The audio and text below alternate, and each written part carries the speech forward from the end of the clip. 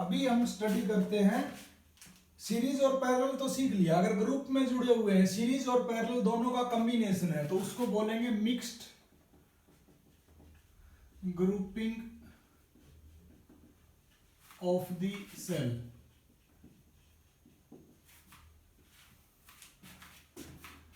मान लिया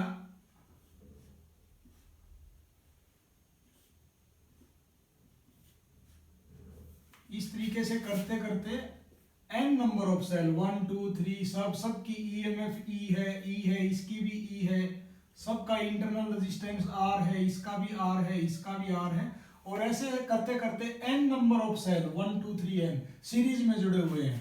फिर एक और ऐसे ही सीरीज बना दो, और ये सीरीज जो है एक सीरीज, दो सीरीज, तीन सीरीज, ऐसे करते करते m नंबर ऑफ सीरीज बना दो। तो ये सीरीज में जुड़े हुए हैं n सेल, ये सीरीज में जुड़े हुए n सेल, और ये टोटल जो सीरीज जो है ये है m नंबर, मतलब एक सीरीज, दो सीरीज, ऐसे m सीरीज। तो इस तरीके से ये m सीरीज हैं और ये total n number of cell हैं, और इन सब को मिला के एक कॉम्बिनेशन बना दिया और एक एक्सटर्नल लोड से ये सारे जोड़ दिए।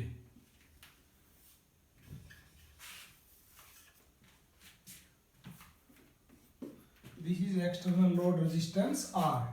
तो उस डायरेक्शन में ये टोटल कितने हो गए n नंबर, टोटल सीरीज कितनी होगी m नंबर। तो टोटल ईएमएफ कितना हो जाएगा, टोटल ईएमएफ पैरेलल में तो कोई फर्क नहीं पड़ता, तो इस सीरीज का ईएमएफ कितना हो जाएगा E plus E n number, तो NE। तो इस सीरीज का ईएमएफ हो जाएगा NE, इसी तरीके से इसका भी हो जाएगा NE, इसका भी हो जाएगा NE।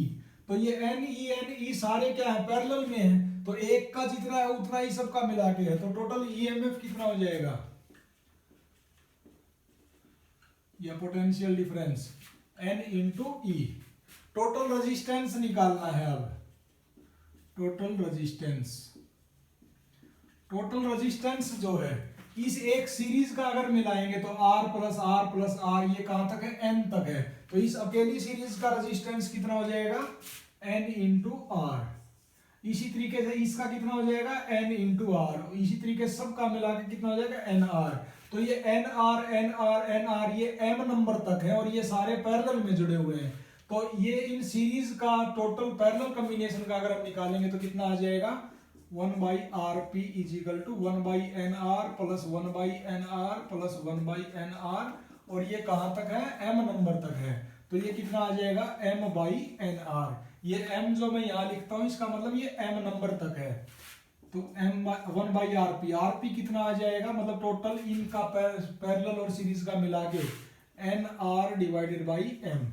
और जो ये टोटल का रेजिस्टेंस आएगा इस ग्रुप का वो इस अकेले के साथ क्या है सीरीज में है, क्योंकि इधर करंट आएगा ऐसे, तो सीरीज में है, तो टोटल रेजिस्टेंस कितना हो जाएगा R टोटल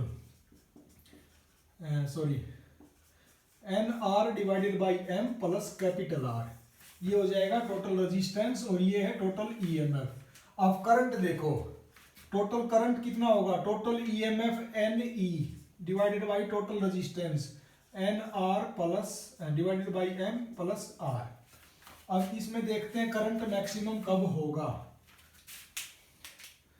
मैं इसको लिख देता हूं I is equal to m को मल्टीप्लाई कर देते हैं MNE डिवाइडेड बाई, क्योंकि नीचे एलसीएम ले लेंगे ना, NR प्लस MR। अब ये I कब मैक्सिमम हो सकता है, जब ये चीज मिनिमम होगी। अगर डिनोमिनेटर छोटे से छोटा होगा तो ये इसका रिजल्टेंट रेशियो क्या आएगा, सबसे ज्यादा आएगा। तो इसको देखने से ऐसे डायरेक्ट तो पता नहीं चल रहा है, इसलिए कुछ इसके साथ मैथमेटिकल फॉर्मुलेशन करते हैं। मैं क्या करता हूं, इसको NR को लिखता हूं NR और अंडर द रूट और उसका स्क्वायर, तो स्क्वायर से अंडर द रूट कट जाएगा तो रहेगा तो NR ही। तो मैंने इस NR को क्या कर दिया, अंडर द रूट भी लिख दिया और स्क्वायर भी लिख दिया, प्लस MR को मैंने क्या किया अंडर द रूट और उसका स्क्वायर, तो कोई फर्क नहीं पड़ेगा, अंडर द रूट भी कर दिया स्क्वायर भी कर दिया। अब क्या करता हूं मैं minus 2 into under the root NR into under the root MR, और यही चीज जो माइनस की है वही चीज मैं प्लस कर देता हूं, तो ये क्या होगा 2 into under the root N R under the root M R. Figure में हटा देता हूं क्योंकि हमारे को स्पेस की जरूरत है, और फिगर आपको समझ में आ गया है।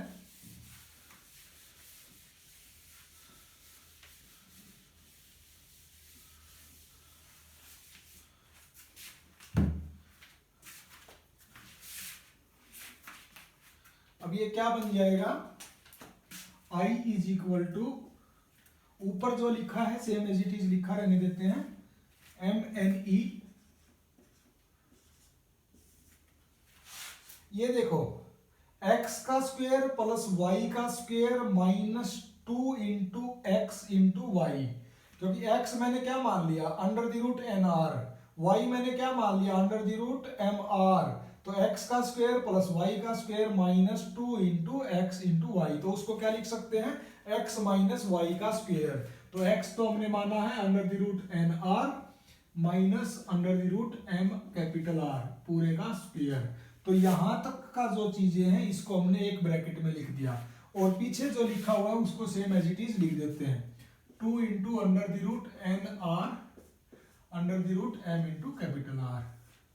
अब ये आई मैक्सिमम कब होगा, जब ये डिनोमिनेटर जो है छोटे से छोटा हो। इसमें हम और तो कुछ हमें नहीं पता, लेकिन हमें यहां से एक बात बता सकते हैं कि ये छोटे से छोटा कब हो सकता है, अगर ये ब्रैकेट जो है जीरो हो जाए, क्योंकि ये तो प्लस है। अब इसको ऐसे अपनी मर्जी से तो नहीं कर सकते, लेकिन हम क्या कर सकते हैं इस ब्रैकेट को जीरो बना सकते हैं। कब कब इमेजिन करो, जब ये दोनों x और y जो है एक दूसरे के बराबर हो, तो I will be maximum when under the root N R minus under the root M R का स्क्वायर जो है जीरो के बराबर हो जाए। तो दोनों की तरफ स्क्वायर रूट करोगे तो स्क्वायर ये कट जाएगा, under the root N R minus under the root M R is equal to zero, तो ये उधर जाके प्लस का हो जाएगा। दोनों तरफ स्क्वायर कर देते हैं, तो N R is equal to M R, इस एम को नीचे ले आते हैं, तो N R by M is equal to capital R. और ये एन आर बाई एम क्या है, एन आर बाई एम क्या है, total internal resistance of all the cell, जो सीरीज और पैरेलल मिला के जो सारे सेल थे वो उनका इंटरनल रेजिस्टेंस था। और ये कैपिटल आर क्या है, ये एक्सटर्नल रेजिस्टेंस या लोड रेजिस्टेंस है। तो अगर ये दोनों resistance total internal resistance is equal to external resistance है, तो उस टाइम पे आई क्या होगा, मैक्सिमम होगा। तो हमारे पास दोनों वीडियो को मिला के टोटल हमारी कंक्लूजन ऑफ स्टोरी क्या बन गई, अगर लोड का रेजिस्टेंस या एक्सटर्नल रेजिस्टेंस इंटरनल रेजिस्टेंस से बहुत ज्यादा है तो सारे सेल को जोड़ दो आप सीरीज में, और अगर लोड का रेजिस्टेंस टोटल इंटरनल रेजिस्टेंस से बहुत कम है तो उनको जोड़ दो आप पैरेलल में, और अगर एक्सटर्नल रेजिस्टेंस या लोड का रेजिस्टेंस सारे सेल के रेजिस्टेंस को मिला के अगर बराबर है तो उनको आप जोड़ दो मिक्स्ड कॉम्बिनेशन में, जो अभी बना के दिखाया था। इस तरीके से आपको मैक्सिमम करंट मिलेगा। तो मैक्सिमम करंट पाने के लिए किसी बैटरी से या सेल से हमें दिमाग लगाना पड़ेगा कि लोड रेजिस्टेंस कम है या ज्यादा है या बराबर है, उस हिसाब से फिर हम सारे सेल को जोड़ते हैं और अपना मैक्सिमम करंट ले लेते हैं। तो सेल कैसे काम करता है, उसके पीछे क्या केमिकल रिएक्शंस होती हैं, वो सारी चीजें फिजिक्स से हट चुकी हैं पिछले 2-4 साल से, वो आप केमिस्ट्री में स्टडी करोगे। लेकिन वो सेल बनने के बाद सीरीज में जोड़ना, पैरेलल में जोड़ना या कॉम्बिनेशन में जोड़ना, वो आज आप सीख गए हो और उसको जोड़ के आप मैक्सिमम करंट पा सकते हो। तो thank you, we stop it here, tomorrow we will start next new chapter of this unit. Thank you.